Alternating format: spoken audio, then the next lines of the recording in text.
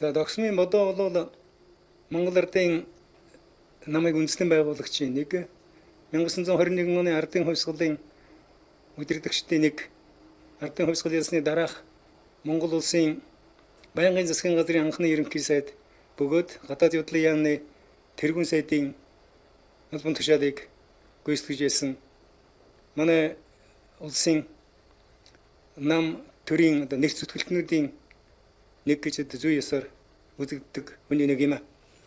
Одоогийн Төв аймгийн Сэргэлэн сум хар дагсам гэдэг хүний ганц хүү юм. Өөрөөр хэл хар дагсам гэдэг маань төрийн хар хүн байсан.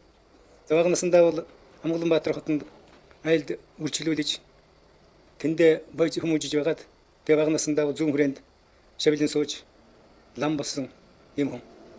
За харвага цагаас бол төгс шаштрыг бичиг үсэг ер нь дэлхийн дахны байдлыг бол маш их сонирхож өөрөө төгд болоод Монгол бичигт суралцж удалгүй тэрвийн шавийн яамд бол бичээчийн ажлыг